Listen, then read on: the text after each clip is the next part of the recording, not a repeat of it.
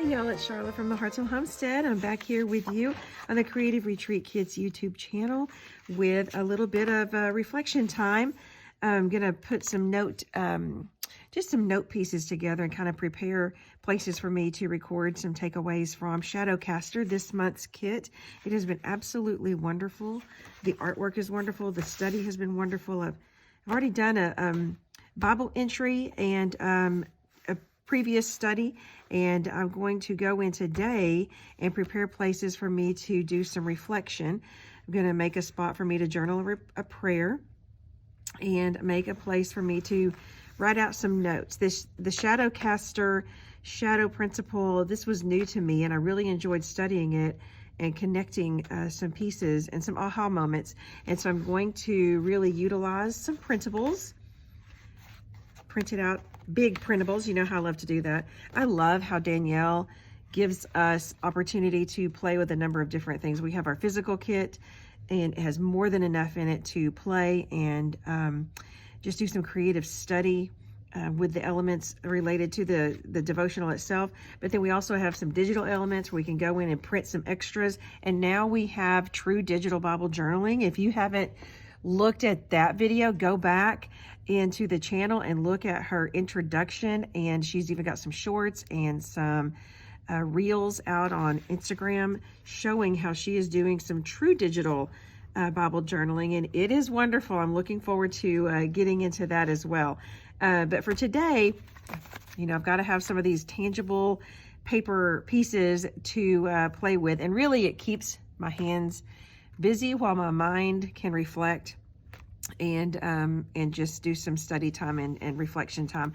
I may have shared this many times before, but Bible journaling for me, excuse me, with the hands-on aspect of it, keeps me seated longer. I have something to do. My hands are busy, and that's my learning style anyways, when I'm actually touching and interacting with learning pieces. And so this gives me an opportunity to sit longer and just dwell on the word a little bit more.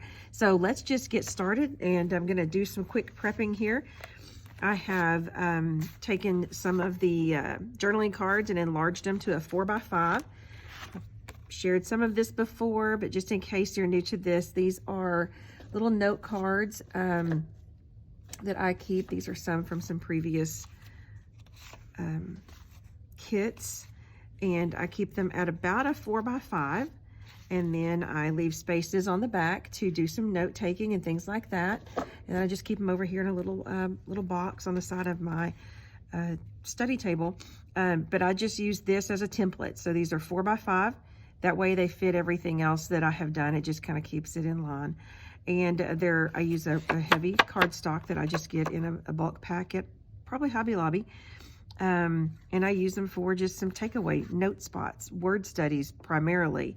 And today I'm going to kind of make note of the Shadowcaster and shadow principle that she refers to, Erin does, in our study. So let's get going here. I'm going to get you on fast forward.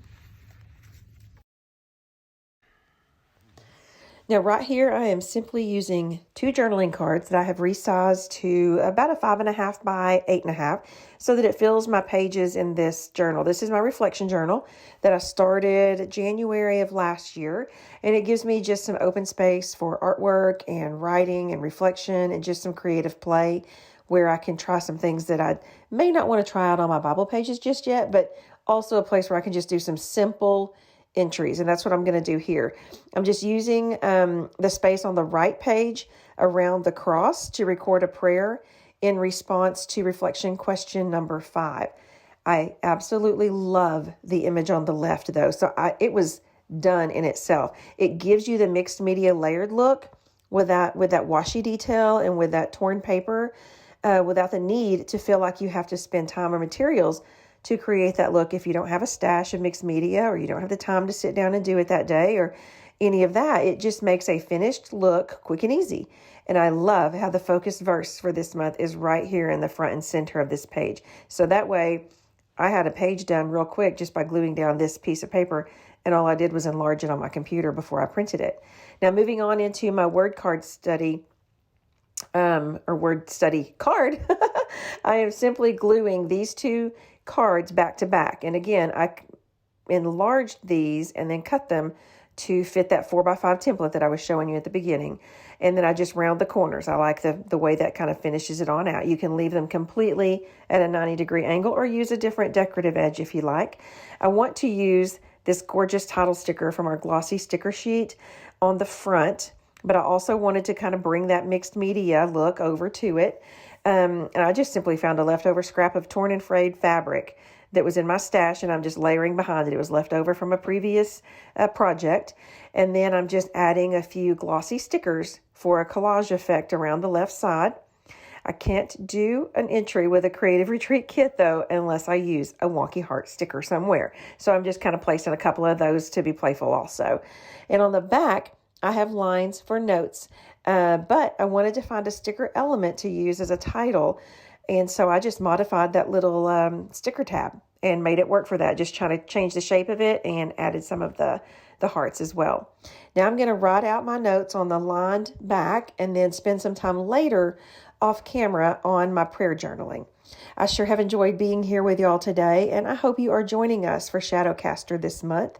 There is a link below to the Creative Retreat Kit's website, where you can see all of the different options that Danielle has for kit buying, and then you can join us as well. Y'all have a blessed day.